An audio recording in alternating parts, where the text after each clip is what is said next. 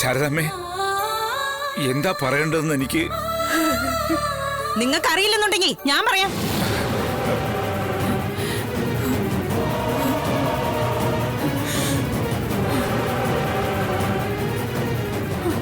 മാറങ്ങോട്ട്.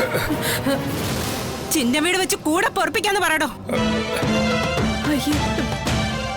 അതല്ലെങ്കിൽ കെട്ടിയോനില്ലാതെ ജീവിക്കുന്നല്ലേ, കൂടെ പോയി പൊറുക്ക. നീ കാര്യം എന്താണെന്ന് മനസ്സിലാക്കിയിട്ട്. മനസ്സിലായടോ, എല്ലാം മനസ്സിലായി. ഇവളെ പോലെ ഒരുത്തിയെ ഞാൻ അറിയാതെ ഇവിടെ ജോലിക്ക് നിർത്തിയെന്ന് പറഞ്ഞപ്പോ തന്നെ എനിക്ക് സംശയം തോന്നിയതാ. ഇപ്പൊ ഞാൻ എന്റെ കണ്ണുകൊണ്ട് നേരിട്ട് കണ്ടു. ഇനി താൻ എന്നെ ഒളിക്കാൻ നോക്കണ്ട. ഗീത, അത് ഞങ്ങള്. ഞങ്ങളോ? നീ ആരടി എന്റെ ഭർത്താവിനെ പറ്റി പറയാൻ? ഗീത, ഞാൻ മിണ്ടിപ്പോരുത്. നീ ആരടി എന്നോട് സംസാരിക്കാൻ, എന്റെ പേര് വിളിക്കാൻ? നീ ഇതെന്തറിഞ്ഞിട്ടാ? ഇവിടെ നീ വിചാരിക്കുന്നത് പോലെ ഒരു പ്രശ്നവുമില്ല. മാറടോ.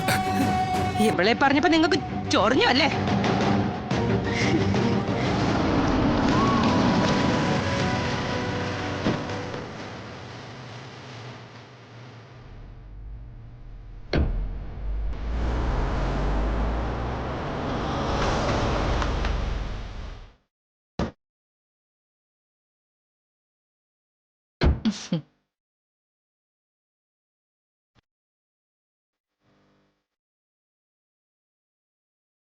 വരൂ.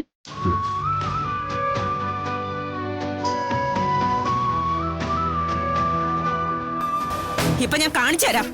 വാടി ഒരു മട്ടവളെ. നീ എന്താ ഈ കാണിക്കുന്നത്? ഇയാൾക്ക് പൊള്ളുമെന്ന് എനിക്കറിയാടോ. കാണിച്ചു തരുന്നുണ്ട് ഞാൻ. ഇങ്ങോട്ടാ. അങ്ങോട്ട്. ഞാനൊരു തെറ്റും ചെയ്തിട്ടില്ല. ചെലക്കാതിരിക്കടി. ഗീത, എന്നീ കാണിക്കുന്നേ?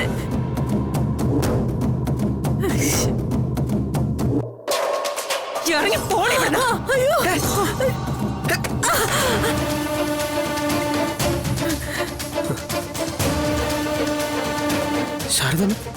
എന്താ അമ്മ ഈ കാണിക്കുന്നേ? ഈ ചെറുക്കൻ നിൽക്കുന്നു, അതുകൊണ്ട് ഞാനൊന്നും പറയുന്നില്ല. കെട്ടിക്കാൻ പ്രായമായ ഒരു മകളുണ്ടെന്നുള്ള വിചാരം പോലും ഇല്ല.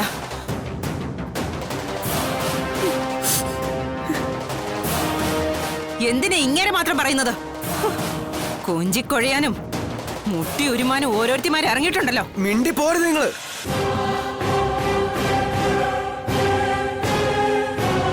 ശാരദമ്മെ പറ്റി ഒരു അക്ഷരം മിണ്ടിയാ ആ നാവ് വലിച്ച് പുറത്തിടും ഞാൻ.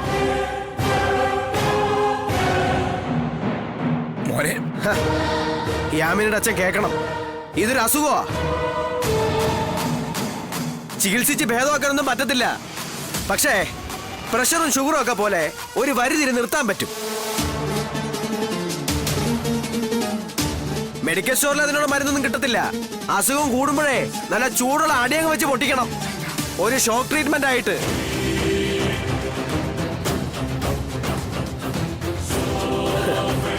എനിക്കുണ്ടായിരുന്നു ഈ അസുഖം, സംശയരോഗം.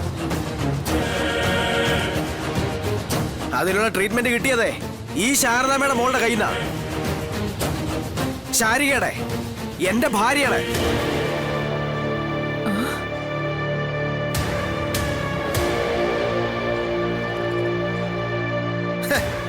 ഭാര്യയുടെ കയ്യിൽ നിന്ന് അടി കൊണ്ടിട്ടുണ്ടെന്ന് പുറത്തു പറയാൻ എനിക്ക് ഒരു നാണക്കേടുമില്ല.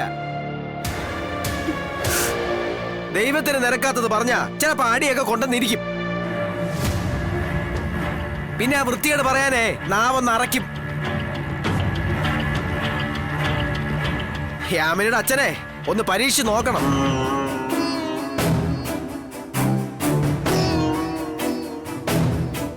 ലോകത്തെ ഏതൊരു സ്ത്രീയെ പറ്റി വേണമെങ്കിലും നിങ്ങൾ പറഞ്ഞോ, പക്ഷേ ശാരദയെ പറ്റി മാത്രം പറഞ്ഞാ ഞാനത് വിശ്വസിക്കത്തില്ല. ആരും അത് വിശ്വസിക്കത്തില്ല. ഒരു നാടിന് മൊത്തം അമ്മയവര്. ദൈവം പൊറുക്കത്തില്ല നിങ്ങളോട്. അച്ഛനമ്മമാരുടെ സ്വഭാവം മക്കൾക്ക് പകരാറുണ്ടെന്ന് പറയാറുണ്ട്. പക്ഷേ യാമിനെ പോലെ ഒരു മോളെ കിട്ടിയതിന് നിങ്ങൾ ദൈവത്തിനോട് നന്ദി പറയണം.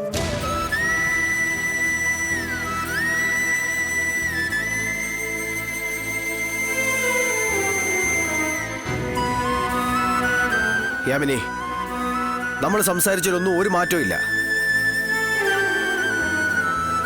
നമ്മൾ ഇന്ന് നല്ല ഫ്രണ്ട്സ് ആയിരിക്കും.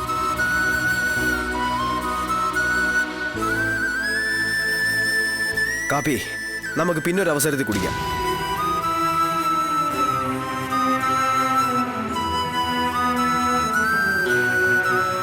വാ.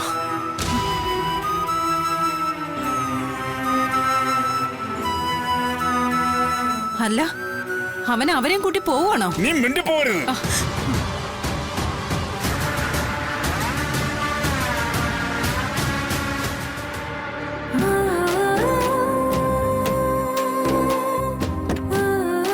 കേറ്. സാറേ, കേറാൻ.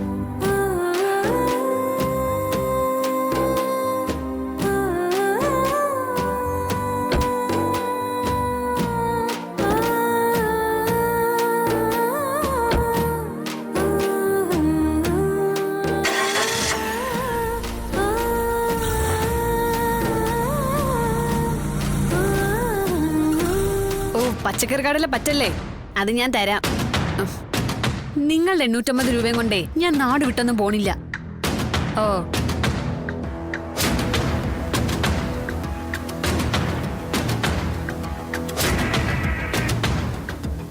ഇതാരാ ഈ ഹോട്ടൽ തുറന്നിട്ടേക്കുന്നേ?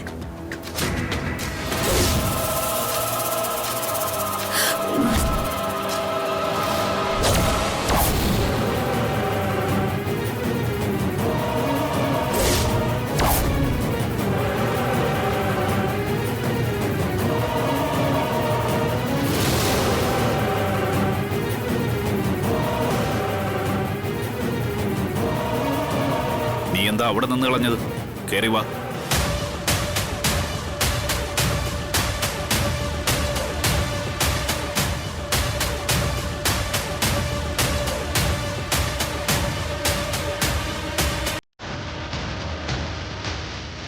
അച്ഛനെപ്പോ വന്നു? ഞാനിപ്പോ വന്നതേ ഉള്ളൂ.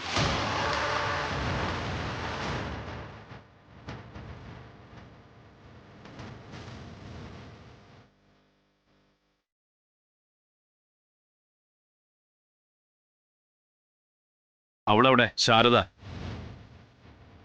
അമ്മ പുറത്തു പോയി. പുറത്തെവിടെ?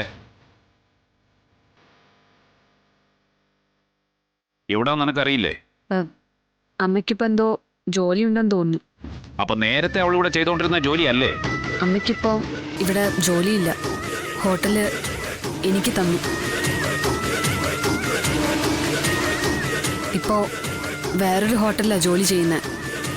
ഹോട്ടൽ നിനക്ക് തന്നപ്പോ നീ അമ്മയോട് പറഞ്ഞില്ലേ ഇവിടെ തന്നെ ജോലി ചെയ്തോളാൻ? ഇതൊന്നും എന്റെ തീരുമാനങ്ങളല്ലായിരുന്നു. അമ്മ തന്നെയാ ഹോട്ടൽ എനിക്ക് തരാനും പുറത്തുപോയി ജോലി അന്വേഷിക്കാനൊക്കെ തുടങ്ങിയത്. പുറത്തുപോയി ജോലി ഇറക്കണ്ട, നമുക്കെല്ലാം ഉള്ളതുകൊണ്ട് സമാധാനത്തോടെ ഇവിടെ കഴിയാന്ന് നിനക്ക് പറയാറുന്നില്ലേ? പറയാറുന്നില്ലെന്ന്. അങ്ങനെ പറയാൻ എനിക്ക് തോന്നിയില്ല. അമ്മയോട് തോന്നേണ്ട സ്നേഹമൊന്നും എനിക്കിപ്പോ ആ സ്ത്രീയോട് തോന്നുന്നില്ല. സ്വന്തം വളർച്ചയ്ക്ക് വേണ്ടി എന്റെ ജീവിതം നശിപ്പിച്ച അവരോട് എനിക്കിപ്പോ ശത്രുത മാത്രമേ ഉള്ളൂ. അവരിരക്കുകയോ തെണ്ടുകയോ എന്താണോ ചെയ്തോട്ടെ, അതിന്റെ വിഷയമല്ല.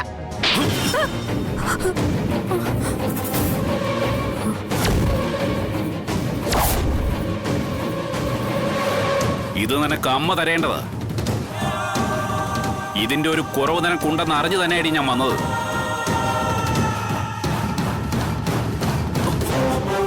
നീ എന്താടി പറഞ്ഞത്? നിന്റെ അമ്മ ഇരക്കുകയോ തെണ്ടുകയോ ചെയ്താ നിന്റെ വിഷയം അതല്ല എന്നല്ലേ? എടീ, ശാരദ ഇരക്കുകയോ തെണ്ടുകയോ ചെയ്യണമെന്നുണ്ടെങ്കിൽ അത് ഈ പ്രായത്തിലല്ലായിരുന്നു ചെയ്യേണ്ടിയിരുന്നത്. പറത്തമുറ്റാത്ത 3 കുഞ്ഞുങ്ങളെയും കൊണ്ട് ഞാനവളെ പെരുവഴിയിലേക്ക് ഇറക്കി വിടുമ്പോ ശാരദയ്ക്ക് നല്ല പ്രായം, വേറൊരു ജീവിതം തേടിയാ ഞാൻ പോയത്. പക്ഷേ ശാരദ അത് ചെയ്തില്ല. ആരുടെ മുന്നിലും തൊണ്ടാനും ഇരക്കാനും പോയതുമില്ല. പകരം 3 അടുപ്പുകല്ലിന്ന് അവള് കെട്ടി പൊക്കിയതാടി ഈ ഹോട്ടല്. നിങ്ങളെ 3 മക്കളെ പട്ടിണിക്കിടാതിരിക്കാൻ, അച്ഛനില്ലാത്ത കുറവ് പോലും അറിയിക്കാതെ വളർത്തി വലുതാക്കാൻ. എന്നിട്ട് വണ്ടി വലിച്ച് തളർന്നു കഴിഞ്ഞപ്പോ ഹോട്ടല് സ്വന്തമാക്കിയിട്ട് നീ അവളെ പെരുവഴിയിലേക്ക് ഇറക്കി വിട്ടിരിക്കുന്നു. എന്നിട്ട് എവിടെ പോയെന്ന് അന്വേഷിച്ചില്ലാന്ന്. ഊണിലും ഉറക്കത്തിലും നിന്നെ കോർത്ത് ആദി കൊള്ളുന്ന പെറ്റ തള്ളയ്ക്ക് ഒരു വണ്ടിക്കാളയ്ക്ക് കൊടുക്കുന്ന മര്യാദ കൊടുത്തോടി നീയൊക്കെ.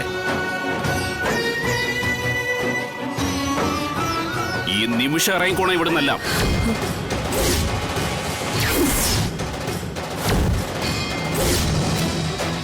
ഗോപാലകൃഷ്ണന്റെ ഈ മണ്ണ് പെറ്റ തള്ളയെ വേണ്ടാത്ത ഒറ്റ ഒരെണ്ണത്തിനെ ഇവിടെ കണ്ടുപോരുത്. ഇറങ്ങടി പുറത്ത്. ഇറങ്ങാൻ.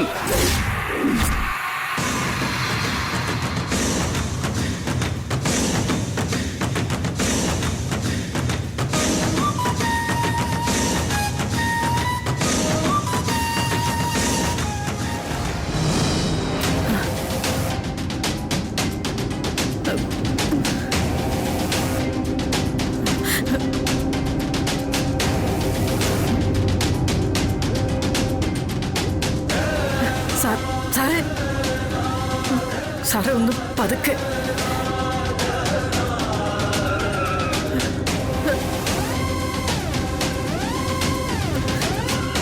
സാറേ, സാറേ ഒന്ന് പതുക്കെ സാറേ. അയ്യോ മോനെ.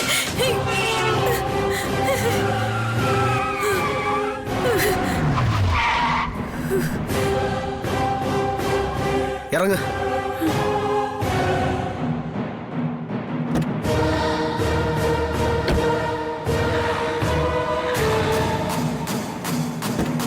ഇറങ്ങാൻ. ഇറങ്ങാനാ പറഞ്ഞേ.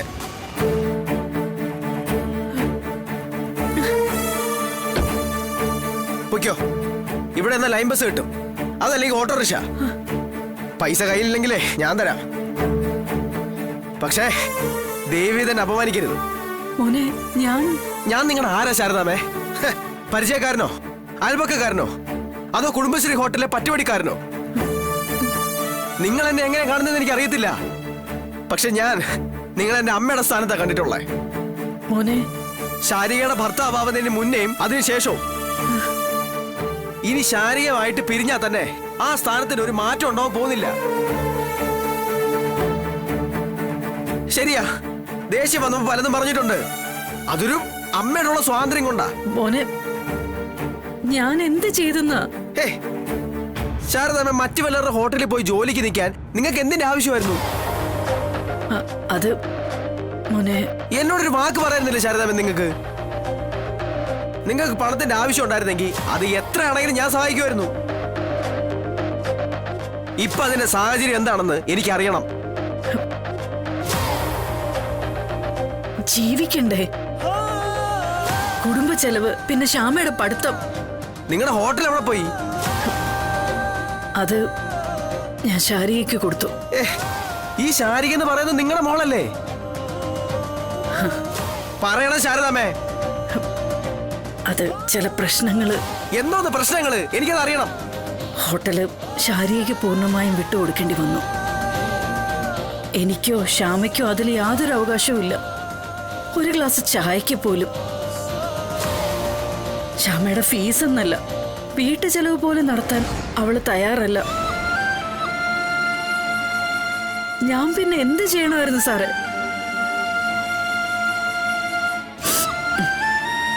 സാറ് പറഞ്ഞതുപോലെ സാറിനോട് വേണമെങ്കിൽ ചോദിക്കായിരുന്നു കാശ്. പക്ഷെ എത്ര കാലോ സാറേ? ശാരദാമ്മ വണ്ടി കയറ്. മോനെ, മോൻ എന്ത് ചെയ്യാനാ? ശാരദാമ്മ എടുത്ത് വണ്ടി കയറാൻ ഞാൻ പറഞ്ഞേ. കേറ് മോനെ, കേറാനാ പറഞ്ഞേ. കേറ്.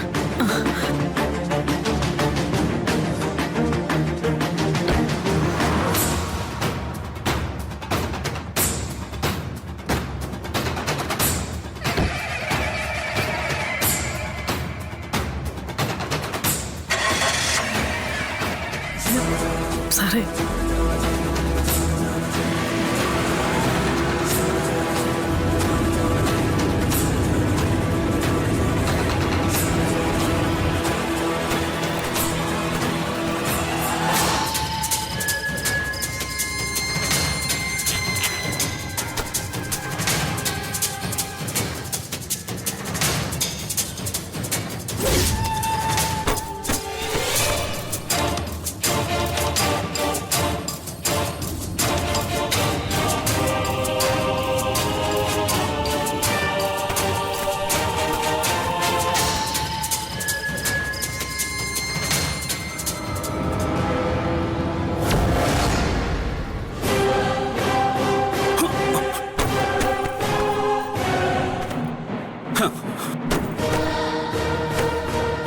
ഒരിക്കൽ ശാരദയെ ഇട്ടെറിഞ്ഞിട്ട് പോയതാ ഗോപാലകൃഷ്ണൻ.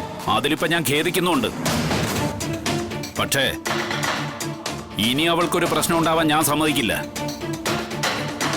അമ്പലവാസിയായി കഴിയുകയാണെങ്കിലും ദേ ഈ മുണ്ടെന്നെടുത്ത് മടക്കി കുത്തിയാ മതി എനിക്ക് പഴയ ഗോപാലകൃഷ്ണനാവാൻ.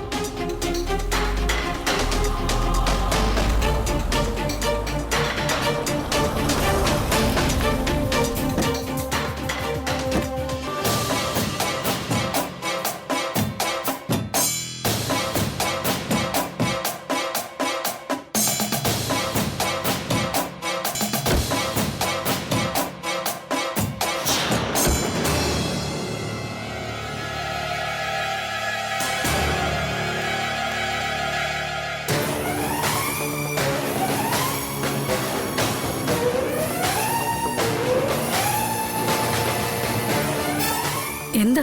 മക്കൾക്കിത്തിരി അഹങ്കാരം. നാട്ടുഭാഷയിൽ കൊഴുപ്പെന്ന് പറയും.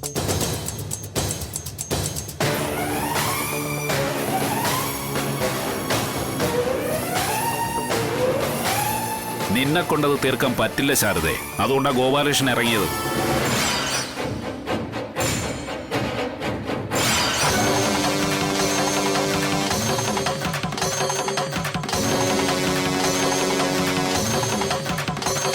നിന്നോട് രണ്ടു വാക്ക് എനിക്ക് പറയാനുണ്ട്. പഠിപ്പും വിവരമൊന്നും ഉണ്ടായിട്ട് കാര്യമില്ല. ഭാര്യയെ നിലയ്ക്ക് നിർത്താൻ കൂടി പഠിക്കണം.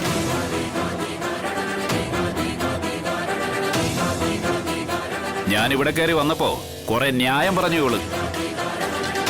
ഹോട്ടൽ ഇവളുടെ ആണെന്നോ അമ്മയെ അന്വേഷിക്കേണ്ട ബാധ്യതയൊന്നും അവൾക്കില്ലാന്നോ ഒക്കെ.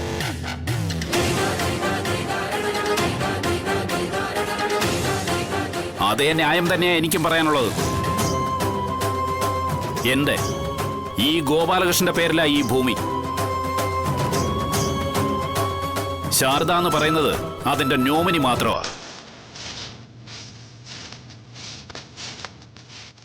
ഞാൻ ഇല്ലാതാവുന്ന പക്ഷം ഈ സ്വത്ത് ചെന്ന് ചേരേണ്ടയാൾ.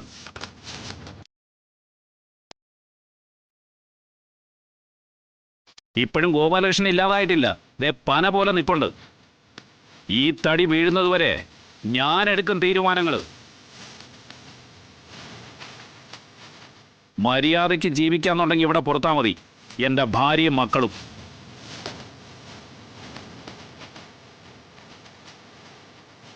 ഇല്ലെങ്കിൽ കെട്ടും പാണ്ടോടുത്ത് എങ്ങോട്ടാന്ന് വെച്ചാൽ ഇറങ്ങിക്കോ. എനിക്കിപ്പോ ഒരു തീരുമാനം അറിയണം.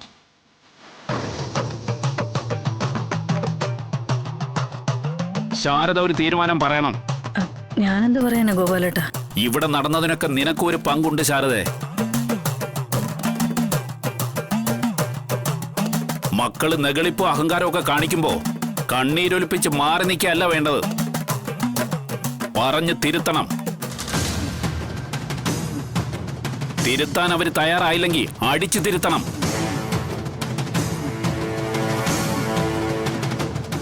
എന്നിട്ട് നേരെ ആവുന്നില്ലെങ്കിൽ കളഞ്ഞേക്കണം. പുകഞ്ഞ കൊള്ളി പുറത്തു പോയ അത്രയും നല്ലത്. നിന്നോടും കൂടിയാ പറഞ്ഞത്. എന്റെ മോളെ നുള്ളി പിച്ചി മാന്തി എന്ന് പറഞ്ഞ് അങ്ങോട്ടാരും വരില്ല. ഇനി കന്നം തെരുവ് കാട്ടുന്ന നീയാണെങ്കിൽ നീയും കൊള്ളുവാടി എന്റെ കയ്യിൽ നിന്ന്. ഒരച്ഛനെന്ന നിലയ്ക്ക് എനിക്ക് അതിനുള്ള അവകാശമുണ്ട്.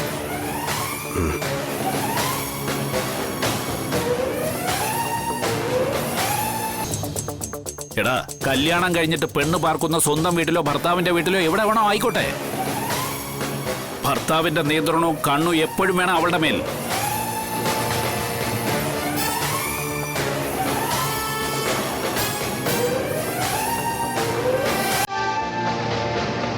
ഇനി നിന്നോടെന്തെങ്കിലും പ്രത്യേകിച്ച് പറയണോ ഞാൻ? ആരെയും ഒന്നും പറയണ്ട അച്ഛാ. എല്ലാം എല്ലാം എന്നെ തെറ്റല്ലേ? അങ്ങനെ ഒരു തിരിച്ചറിവ് ഉണ്ടോ നിനക്ക്? ചെയ്തതൊക്കെ തെറ്റായി പോയിന്ന് കാണിച്ചതൊക്കെ അഹങ്കാരമായിരുന്നു എന്ന്. ഭർത്താവും കുടുംബമായിട്ട് മര്യാദയ്ക്ക് ജീവിക്കണമെന്ന് ആഗ്രഹമുണ്ടോ നിനക്ക്? അതോ വീട്ടുകാരെയും നാട്ടുകാരെയൊക്കെ വെല്ലുവിളിച്ചും ധിക്കരിച്ചും നടക്കാനാണോ?